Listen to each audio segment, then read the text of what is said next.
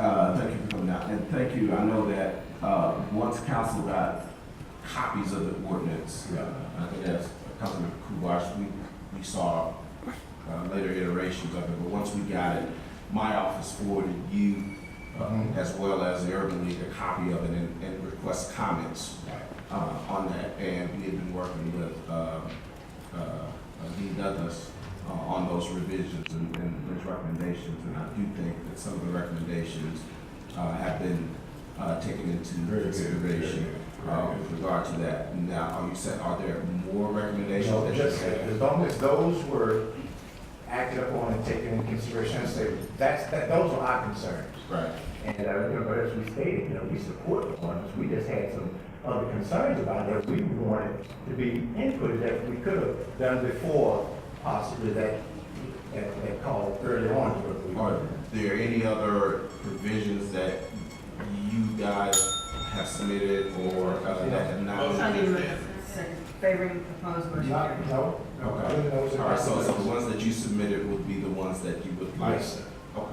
Yes. Councilman Stark? Mayor, I just have a question based on testimony here. When did the process, let's say, start? You know, revisions, the first draft, when did it start? When did the clock start ticking? It actually started last December, but it starts as all of our ordinances do with the city attorney's office and multiple conversations with me and multiple iterations back and forth.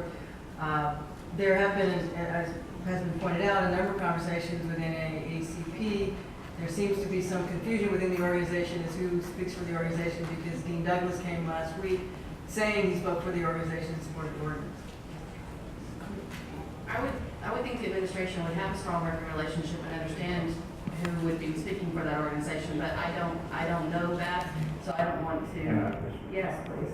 Dr. Douglas did speak for us last week, and those were he spoke on our concerns.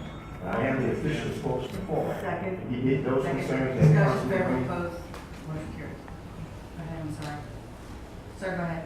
Concerns that Councilman Green just stated, those were our concerns that we expressed, and that's what Dr. Douglas was addressing. I just want to make a comment, Mayor. We've all been on the long road on many issues, and we spent months and months on the historic preservation and other issues, and spent more time on that than I think we've done on this so far. And I think if there's still concerns from community groups that, at the very least, I mean, I've stated my position on the situation. I think it's public, but the fact is that I think everyone wants to be heard, and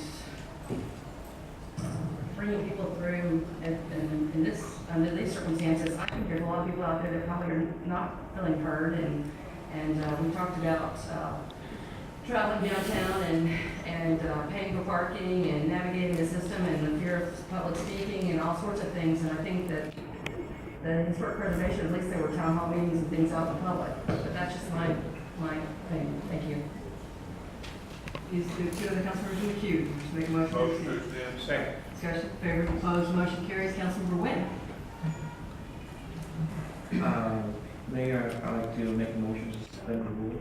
You have a procedural motion. Would you hold that for Councilmember White? Thank you, Mayor. I just, Mayor, I've sat in this chamber and followed this process for the past few weeks, and I've been very respectful to the pros and the anti, and I think most of our colleagues have done the same thing. What's interesting to me, nobody, I don't think, in the city of Houston, and maybe, Mr. President, I'm naive, believe that discrimination is good. The comments I'm hearing from my friends, I have relatives that are gay. I love it. Have nothing to do with that. That's right. But when it gets to the point where the NAACP is being, in my opinion, being scrutinized with credibility from the chairman or the president of the board, I have a problem with that. You are the president. They're members. I'm a life member who can speak and give an opinion there, whether it was President Douglas or Yolanda Smith. When you come up here and speak, we gonna respect the NAACP. Motion to extend. Second. We call on the motion. We call on the NAACP when it's a civil rights fight in the street, whether you black, brown, Asian, gay, straight. But when we come up here, and my colleague, in my opinion, disrespect the office of the NAACP publicly, I have a problem with that. I have a problem with that. And so what I say to you, Reginald Lilly, as the Reverend, as the president of the NAACP, the position you take today, if that's the position as president of the board, that's the position I'm gonna follow.